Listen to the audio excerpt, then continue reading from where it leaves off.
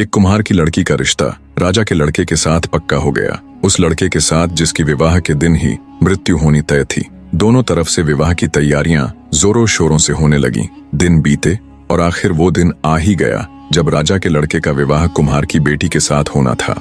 विवाह से ठीक पहले राजा ने नम आंखों से अपने बेटे की होने वाली पत्नी यानी कुम्हार की बेटी को अपने बेटे के संबंध में शुरू से लेकर आखिर तक सारी बातें बता दी कि कैसे उसने 12 साल तक एक संत महात्मा जी की सेवा करके अपने बेटे वीरध्वज को पाया था और आज सिद्ध महात्मा जी के कहे अनुसार उसके बेटे की जिंदगी का आखिरी दिन है। सारी दास्तान बता। राजा बोला, सुनो बेटी, अब मेरे पुत्र की जिंदगी तुम्हारे हाथ में है। कैसे भी करके अगर आज आधी रात तक तुम इसकी मृत्यु को टाल दोगी तो फिर नया दिन शुरू हो जाएगा और वीरध्वज के ऊपर आई ये मृत्यु रूपी भारी विपदा टल जाएगी। राजा की पूरी बात सुन कुम्हार की बेटी, जिसका नाम शौर्यवती था, को एक बार तो धक्का लगा, पर फिर एक अदम्य साहस के साथ वो राजा से बोली, आप चिंता मत कीजिए महाराज, मेरे जीते जी मैं आपके बेटे को कुछ नहीं होने दूंगी। शौर्यवती की बात सुन और उसका आत्मविश्वास देख राजा को बहुत तसल्ली मिली। शाम का समय हो चला था। शुभ मुहूर्त के समय पंडित ने विवाह हेतु शौर्यवती और वीरध्वज को शादी के मंडप में बुला लिया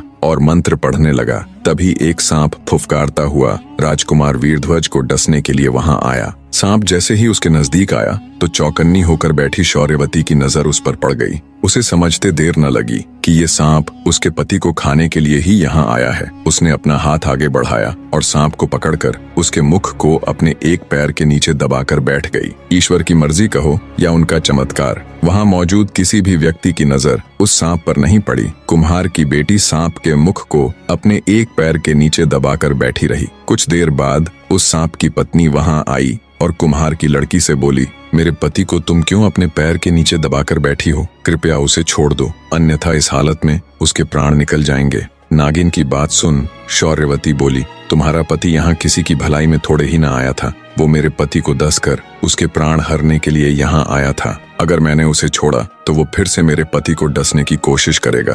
तब नागिन बोली, नहीं, अब वो ऐसा नहीं करेगा, मैं वचन देती हूँ, तुम्हारे छोड़ते ही मैं अपने पति को यहाँ से लेकर चली जाऊंगी, पर तुम्हारे पति की मृत्यु तो आज निश्चित है, ऐसे नहीं तो किसी और रूप में सही। नागिन के वचन भरने पर शौर्यवती ने सांप के मुख के ऊपर से अपना पैर हटाकर उसे आजाद कर दिया। नागिन अपने वचन अनुसार बिना किसी को कोई हानि पहुंचाए अपने नाग के साथ चुपचाप वहां से चली गई। कुम्हार की लड़की नागिन की चेतावनी से और अधिक सजग होकर बैठ गई। कुछ देर में शौर्यवती और वीरध्वज का विवाह ठीक से संपन्न हो गया। रात का पहला पहर शुरू हो चुका था। शौर्यवती ने महल के आंगन के बिल्कुल बीचों बीच राजा के लड़के का पलंग डलवाकर उसे उसके ऊपर सुला दिया।